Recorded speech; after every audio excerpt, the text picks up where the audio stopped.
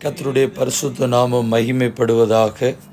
26/8/2025 செவ்வாய்க்கிழமை, புதிய நாள், புதிய கால வேளைக்காக கர்த்தரை நன்றியோடு துதிக்கிறேன், ஸ்தோத்திரிக்கிறேன். இந்த நாளிலே மன்னிப்பு என்கிற தலைப்பிலே கர்த்தருடைய வார்த்தை கேட்டு இந்த நாளையும் நம்மையும் கர்த்தருடைய கரத்தில் ஒப்பு கொடுப்போம்.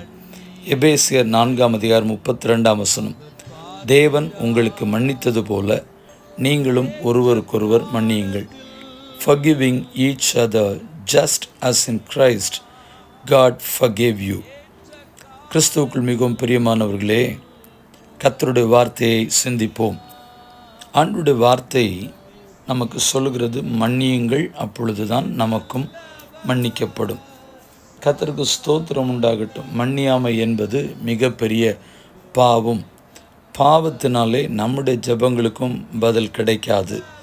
கர்த்தருக்கு ஸ்தோத்திரம். அதை குறித்து வேதம் நமக்கு மிக தெளிவாய் சொல்லும் பொழுது, கர்த்தருக்கு ஸ்தோத்திரம், மார்க் 11:25 நீங்கள் என்று ஜெபம் பண்ணும்போது ஒருவன் பேரில் உங்களுக்கு யாதொரு குறை உண்டாயிருக்குமே, ஆனால் பரலோகத்தில் இருக்கிற உங்கள் பிதா உங்கள் தப்பிதங்களை உங்களுக்கு மன்னிக்கும்படி அந்த குறையை அவனுக்கு மன்னியுங்கள். And when you stand praying, if you hold anything against anyone, forgive him, so that your Father in heaven may forgive you your sins.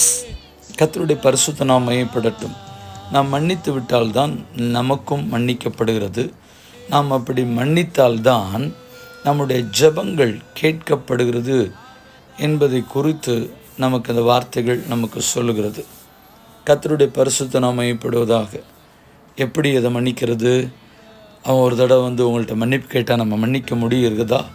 லூக்கா 17:3 சொல்லுகிறது, உன் சகோதரனுக்கு விரோதமாய் குற்றம் செய்தால் அவனை கடிந்து கொள், அவன் மனஸ்தாபப்பட்டால் அவனுக்கு மன்னிப்பாயாக. If your brother sins, rebuke him, and if he repents, forgive him. கர்த்தருக்கு ஸ்தோத்திரம்.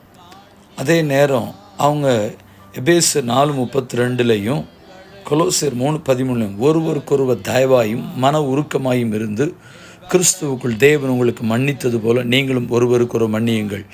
Be kind and compassionate to one another, forgiving each other just as in Christ God forgave you. மன்னியுங்கள், மன்னிப்பை பெற்றுக்கொள்ளுங்கள். மன்னிப்பை பெற்றுக்கொண்டால்தான் நம்முடைய ஜெபங்களுக்கு பதில் கிடைக்கும். பிதாவே, இந்த நல்ல நேரத்திற்காக நன்றி செலுத்துகிறோம். இந்த ஜெபத்தை நாங்கள் ஒருமனப்பட்டு செய்கிறோம். ஆண்டவரே, நாங்கள் இன்னும் யாரிடத்தில் மன்னிப்பு கேட்க வேண்டியிருந்தால் மன்னிப்பு கேட்கவும், யாரையும் மன்னிக்க வேண்டியிருந்தால் நாங்கள் மன்னிக்கவும் கிருபை பாராட்டும்.